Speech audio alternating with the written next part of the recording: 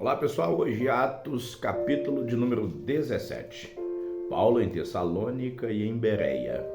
E passando por Anfípolis e Apolônia, chegaram a Tessalônica, onde havia uma sinagoga de judeus. E Paulo, como tinha por costume, foi ter com eles. E por 3 sábados disputou com eles sobre as Escrituras, expondo e demonstrando que convinha que Cristo padecesse e ressuscitasse dentre os mortos. E este Jesus que vos anuncio, dizia ele, é o Cristo. E alguns deles creram e ajuntaram-se com Paulo e Silas, e também uma grande multidão de gregos religiosos, e não poucas mulheres principais, mas os judeus desobedientes, movidos de inveja, tomaram consigo alguns homens perversos dentre os vadios, e ajuntando o povo, alvoroçaram a cidade e, assaltando a casa de Jason, procuravam trazê-los para junto do povo. E não os achando, trouxeram Jason e alguns dos irmãos à presença dos magistrados da cidade, clamando: estes que têm alvoroçado o mundo chegaram também aqui, os quais Jason recolheu, e todos estes procedem contra os decretos de César, dizendo que há outro rei, Jesus. E alvoroçaram a multidão e os principais da cidade, que ouviram essas coisas. Tendo, porém, recebido com satisfação de Jason e dos demais, os soltaram. E logo os irmãos enviaram de noite Paulo e Silas a Bereia, e eles, chegando lá, foram à sinagoga dos judeus. Ora, estes foram mais nobres do que os que estavam em Tessalônica, porque de bom grado receberam a palavra, examinando cada dia nas Escrituras se essas coisas eram assim. De sorte que creram muitos deles, e também mulheres gregas de classe nobre, e não poucos homens. Mas logo que os judeus de Tessalônica souberam que a palavra de Deus também era anunciada por Paulo em Bereia, foram lá e excitaram as multidões. No mesmo instante, os irmãos mandaram a Paulo que fosse até o mar, mas Silas e Timóteo ficaram ali. O discurso de Paulo em Atenas. E os que acompanhavam Paulo levaram a Atenas, e recebendo ordem para que Silas e Timóteo fossem ter com ele o mais depressa possível, partiram. E enquanto Paulo os esperava em Atenas, o seu espírito se agitava em si mesmo, vendo a cidade tão entregue à idolatria, de sorte que disputava na sinagoga com os judeus e religiosos. E todos os dias na praça com os que se apresentavam, e alguns dos filósofos epicureus e estoicos contendiam com ele, e uns diziam: que quer dizer esse tagarela? E outros: parece que é pregador de deuses estranhos, porque lhes anunciava Jesus e a ressurreição. E tomando-o, o levaram ao Areópago, dizendo: poderemos nós saber que nova doutrina é essa que você fala? Por coisas estranhas nos trazes aos ouvidos, queremos, pois, saber o que vem a ser isso. Pois todos os atenienses e estrangeiros residentes de nenhuma outra coisa se ocupavam senão de dizer e ouvir alguma novidade.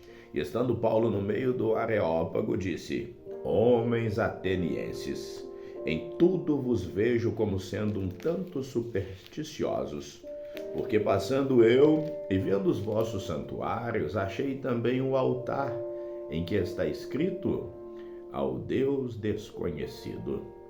Esse, pois, que vós honrais não o conhecendo, é o que eu vos anuncio: o Deus que fez o mundo e tudo o que nele há, sendo o Senhor do céu e da terra, não habita em templos feitos por mãos de homens, nem tampouco é servido por homens como que necessitado de alguma coisa, pois ele mesmo é quem dá a todos a vida e a respiração e todas as coisas.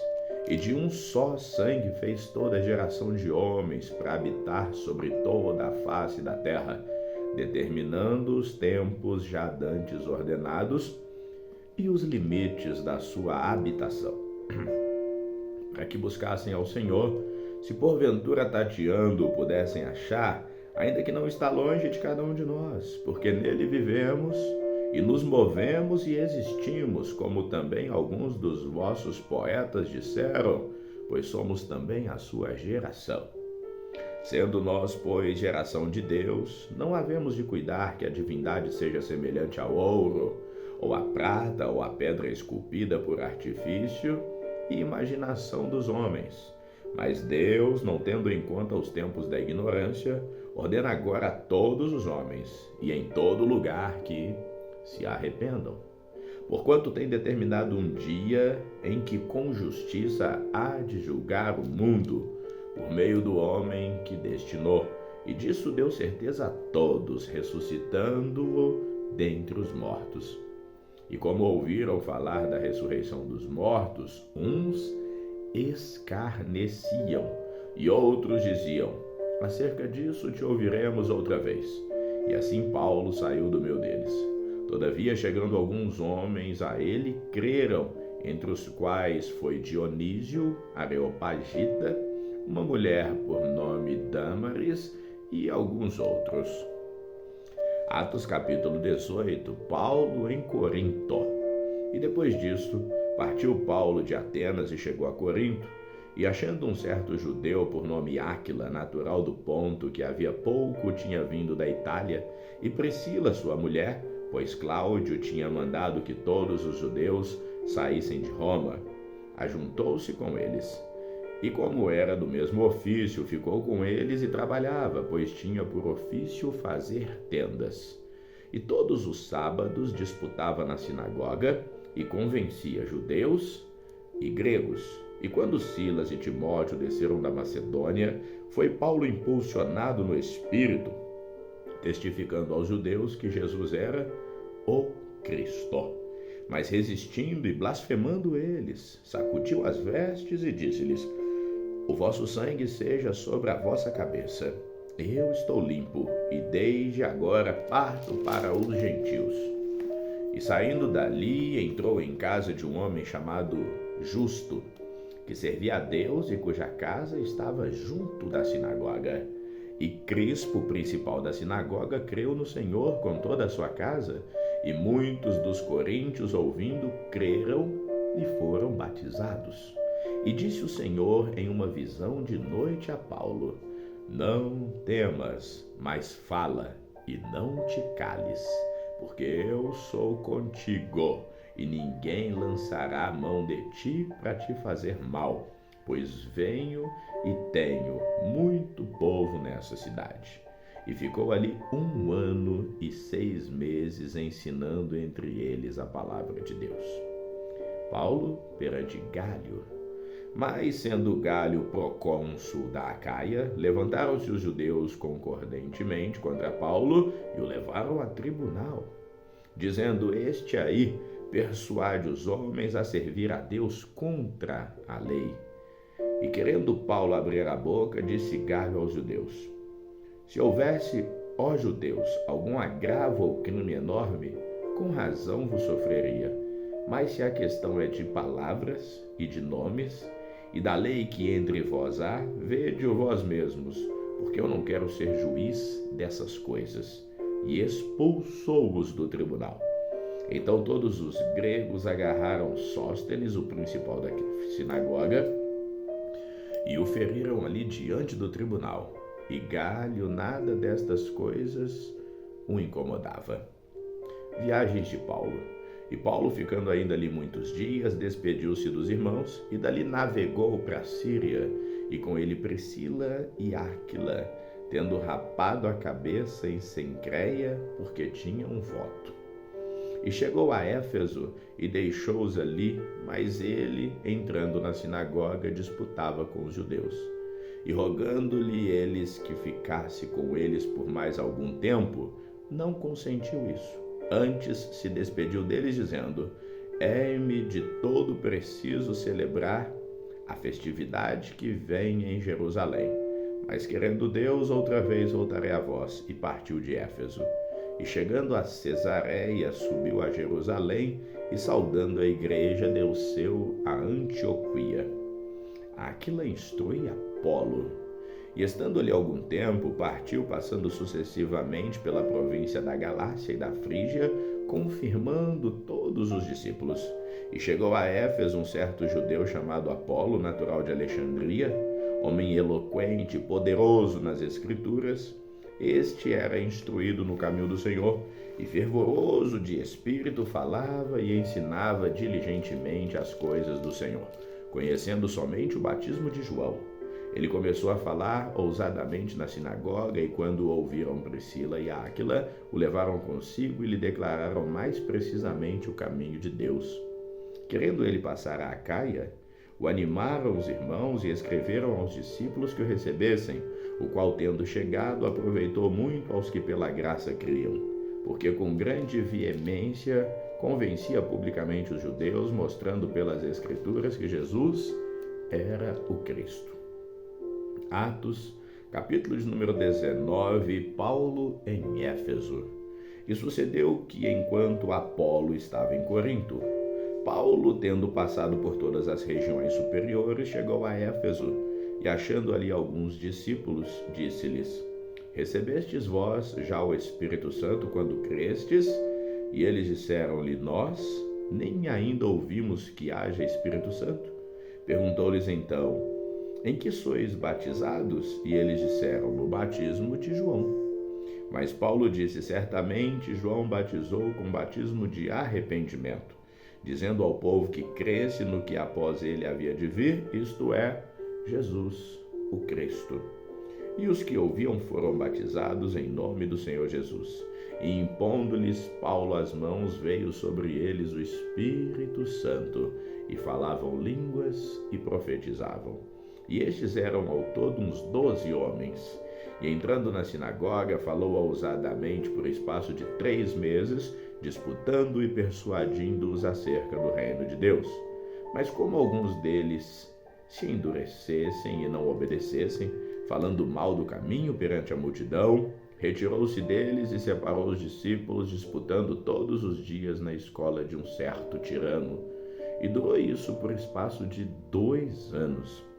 De tal maneira que todos os que habitavam na Ásia ouviram a palavra do Senhor Jesus, assim judeus e gregos. E Deus, pelas mãos de Paulo, fazia maravilhas extraordinárias, de sorte que até os lenços e aventais se levavam do seu corpo aos enfermos e as enfermidades fugiam deles e os espíritos malignos saíam. E alguns dos exorcistas judeus ambulantes tentavam invocar o nome do Senhor Jesus sobre os que tinham espíritos malignos, dizendo: Esconjuro-vos por Jesus, a quem Paulo prega. E os que faziam isso eram 7 filhos de Seva, judeu principal dos sacerdotes. Respondendo, porém, o espírito maligno disse: Conheço a Jesus, bem sei quem é Paulo, mas e vós, quem sois? E saltando neles o homem que tinha o espírito maligno, e assenhorando-se deles, pôde mais do que eles, de tal maneira que nus e feridos fugiram daquela casa. E foi isso notório a todos os que habitavam em Éfeso, tanto judeus como gregos, e caiu temor sobre todos eles. E o nome do Senhor Jesus era engrandecido. E muitos dos que tinham crido vinham confessando e publicando seus feitos.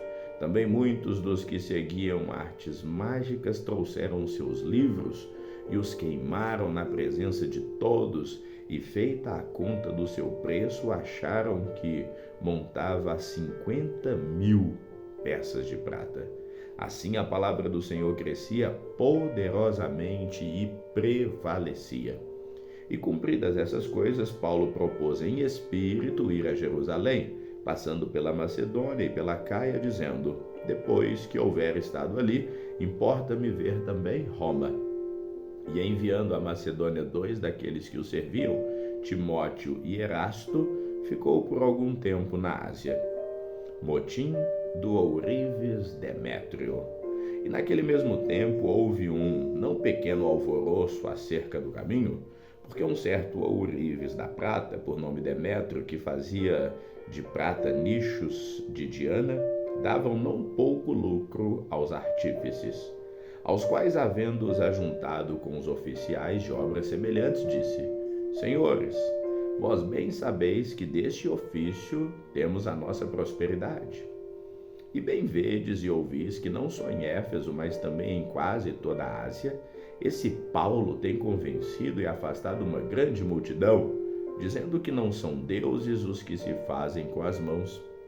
E não somente há o perigo de que a nossa profissão caia em descrédito, mas também de que o próprio templo da grande Diana seja estimado em nada, vindo a ser destruído a majestade daquela que toda a Ásia e o mundo veneram. E ouvindo, encheram-se de ira e clamaram, dizendo: Grande é a Diana dos Efésios. E encheu-se de confusão toda a cidade, e unânimes concorreram ao teatro, arrebatando a Gaio e Aristarco, macedônios companheiros de Paulo nas viagens. E querendo Paulo apresentar-se ao povo, não lhe permitiam os discípulos.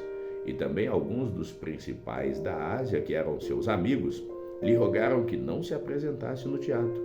Uns, pois, clamavam de uma maneira, outros de outra, porque o ajuntamento era confuso, e os mais deles não sabiam por que causa tinha se ajuntado. Então tiraram Alexandre dentre a multidão, impelindo os judeus para diante, e Alexandre, acenando com a mão, queria dar razão disto ao povo. Mas, quando conheceram que era judeu, todos unanimemente levantaram a voz, clamando por espaço de quase 2 horas: Grande é a Diana dos Efésios. Então o escrivão da cidade, tendo apaziguado a multidão, disse: Homens Efésios, qual é o homem que não sabe que a cidade dos Efésios é guardadora do templo da grande deusa Diana e da imagem que desceu de Júpiter? Ora, não podendo isso ser contradito, convém que vos aplaqueis e nada façais temerariamente, porque estes homens que aqui trouxestes nem são sacrílegos, nem blasfemam da vossa deusa. Mas se Demétrio e os artífices que estão com ele têm alguma coisa contra alguém, há audiências e há procônsules que se acusem uns aos outros. E se de alguma coisa demandais, averiguar-se-á em legítima assembleia. Na verdade, até corremos perigo de que por hoje sejamos acusados de sedição, não havendo causa alguma com que possamos justificar este concurso. E tendo dito isso, despediu a assembleia. Ficamos por aqui, que o Senhor te abençoe sempre.